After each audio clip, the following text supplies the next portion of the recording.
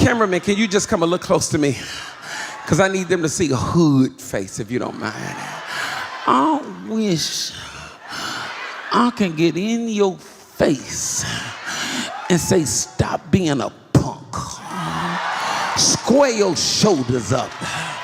You a warrior. If he was gonna let the devil kill you, you would have died 10 years ago. But I refuse to believe that God brought you this far. God, I wish you were sitting next to a warrior.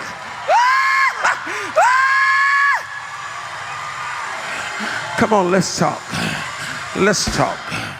Joshua said to the people, this is corporate.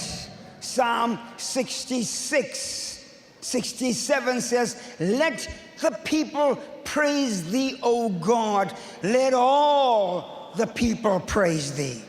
Let the people praise thee, O God. Let all the people praise thee. Then shall the earth yield its increase. And so I don't care if you are sick, lame, tired, haven't slept, had a bad night. The seventh shout is corporate. It's a shout of triumph because the city has to yield everything that it has ever garnered. It's been reserved for you. You got to chase that dream before you die, man. You should go and live your dream. Just go see.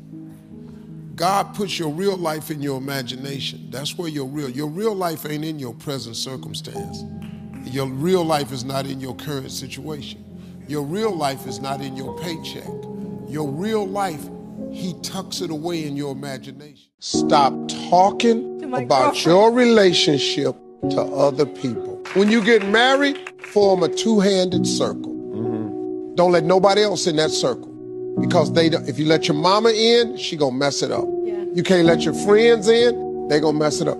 Form a two-handed circle, don't let nobody in it.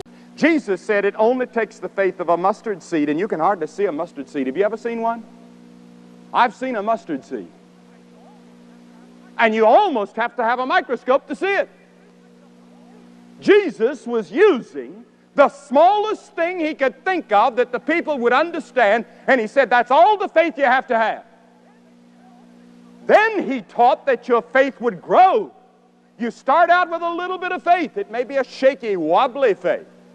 But if it's in the Lord Jesus Christ, you don't have to have faith enough to hold on to him. He'll hold you. Like the little boy that was on the great rock. He had fallen out of a boat, and he finally climbed up on a rock, and the storm was raging, and the waves were lashing. And somebody asked him later, was he afraid? Oh, he said, I sure was afraid. He said, I trembled all over, but he said, the rock never trembled. The kindest thing that you can do for yourself is to let people go when they want to go. No chasing, no begging, let it hurt, and then let it heal. When we stop forcing people to choose us, we make room for the people that were made for us. If you want to be wealthy and happy the rest of your life, just learn this lesson well. Learn to work harder on yourself than you do on your job. See, it's not what you get by tricks. It's not what you get by demand. It's what you get by performance that counts.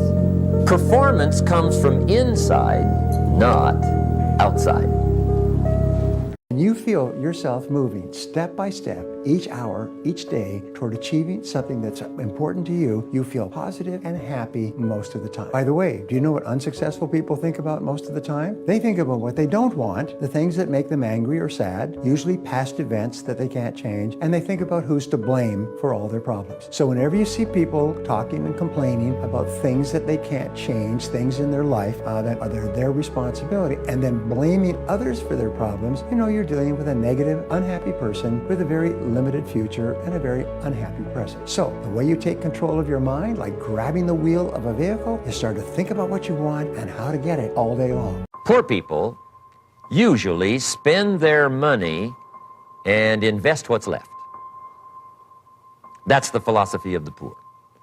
Now, here's the philosophy of the rich. Rich people invest their money and spend what's left. And here's the startling answer. It really doesn't matter what the amount is. What's most important is not the amount. What's really important is the philosophy.